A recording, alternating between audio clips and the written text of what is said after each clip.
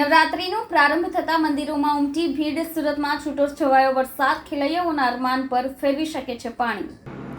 આજથી માં અંબેના આરાધનાના પર્વ એવા નવરાત્રિની શરૂઆત થઈ છે, ત્યારે અંબિકા નિકેતન સહિતના મંદિરોમાં લોકોની ભીડ ઉમટી પડી છે. બીજી તરફ નવરાત્રિ રમવા માટે થનગની રહેલા ખેલૈયાઓ માટે વરસાદને લઈને એક સારા સમાચાર છે. હાલ ધોધમાર વરસાદ વરસે તેવી કોઈ સિસ્ટમ એક્ટિવ થઈ નથી, છતાં ભેજવાળા વાતાવરણ અને વાદળોના આકાશમાં સમૂહના કારણે ક્યારેક સુરત શહેર સહિત દક્ષિણ ગુજરાતમાં છૂટોછવાયો વરસાદ વિઘ્ન નાખી શકે તેમ છે. રાજ્યમાં આજથી નવરાત્રિનો તહેવાર શરૂ થવા જઈ રહ્યો છે. આ તહેવાર સાથે જ નવરાત્રિના વિવિધ સ્થળોએ થયેલા આયોજનોમાં વરસાદ પડે તો ખેલેલ પડી શકે તેમ નથી હોવાથી આયોજકો અને ખેલૈયાઓ ચિંતિત છે. ત્યારે ખેલૈયાઓની ચિંતા ઓછી થતાં સમાચાર પ્રાપ્ત થયા છે. ભારતીય હવામાન વિભાગ દ્વારા 2024ની ચોમાસાની સિઝનને વિદાય આપી દીધી છે. જોકે હાલ કર્ણાટક અરબી સમુદ્ર પર એક સિસ્ટમ એક્ટિવ છે. જોકે આ સિસ્ટમ એટલી પાવરફુલ નથી. આ ઉપરાંત ચોમાસાની વિદાય તો થઈ ગઈ છે.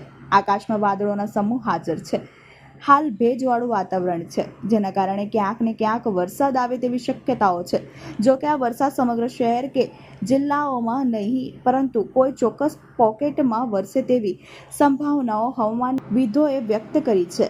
આથી સુરત શહેર સહિત દક્ષિણ ગુજરાતમાં છૂટોછવાયો વરસાદ વરસે તેવી શક્યતાઓ છે. જોકે જે પોકેટમાં તે ધનાધન વરસે ત્યાં નવરાત્રિનું આયોજન પણ પાણી ફરી વળશે. જય માતાજી.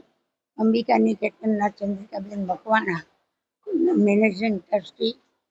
આજે સવારે શરદ નવરાત્ર હોવાથી સવારથી ભાવિક ભક્તોનો ધસારો છે અને 5 વાગ્યાના ભક્તો આવી ગયા છે.